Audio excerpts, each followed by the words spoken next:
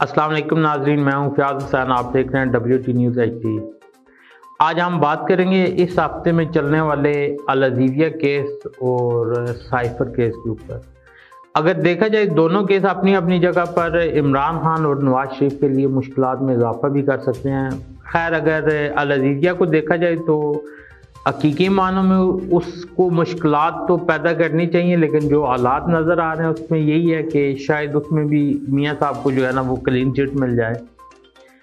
क्योंकि उस केस में अरशद मलिक साहब की जो एक वीडियो आई थी अल अज़ीज़िया में, तो उसके बाद वो केस तो मशकूक था, लेकिन उस केस को अभी एकदम अगर बिल्कुल ही वाइट कर दिया जाता है तो इस पर भी काफ़ी सवालात उठेंगे।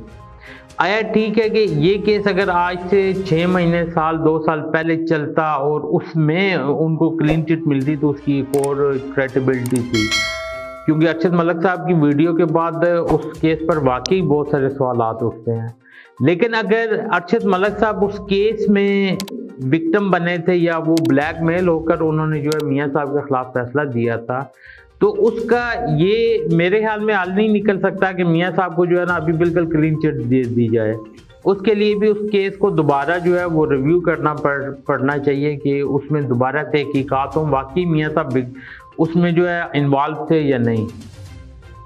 और इसके साथ अगर साइफर केस को देखा जाए तो साइफर केस की दोबारा जितनी भी हायरिंग है वो जेल के अंदर हो रही हैं, और उसमें जो मीडिया को कहा जा रहा है और दूसरे लोगों को उनकी शमूलियत का, तो मेरे ख्याल में इसमें काफ़ी हद तक जो है ना वो अभी तक मुबालगा राय चल रही है कि जेल ट्रायल के अंदर भी अभी मीडिया को प्रॉपर जो है ना उनकी एसेस नहीं है, और अगर उनको एसेस है तो वो महदूद पैमाने पर है। और दूसरे लोग जेल में तो वैसे ही उनका जाना आम पब्लिक का जो है वो काफ़ी मुश्किल होता है कि वो खान साहब एक चोर के लिए जो है ना वो जेल पर जाएं। लेकिन ये किसी हद तक ठीक है कि जेल में आम पब्लिक वैसे भी नहीं हो सकती किसी केस के लिए।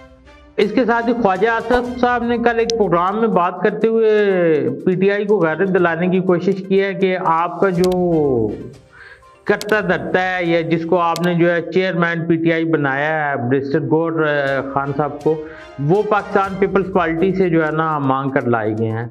तो क्या ख्वाजा आसिफ साहब पहले ये बताना पसंद करेंगे कि मियाँ साहब किस पार्टी से आए थे? जुनेजो साहब की पीठ में छुरा घूमकर जो है वो मियाँ साहब आए थे, और आप जितने भी लोग हैं, आप जितने भी जो आज किसी और को गैरत दिलवा रहे हैं, कल शायद आप लोग मुख्तलिफ पार्टियों से जो है ना वो पाकिस्तान मुस्लिम लीग नवाज बनाई गई और इसमें शामिल हुए थे। इसी तरह आप बहुत सारे ऐसे करता धरता लोग हैं जो पहले जिनको मुख्तलिफ पार्टियों ने पाला पोसा, और उससे जो है ख़ुद मियाँ साहब को भी देख लें, वो पहले जुनेजो लीग में थे, उसके बाद जो है वो अपनी पार्टी उन्होंने बनाई।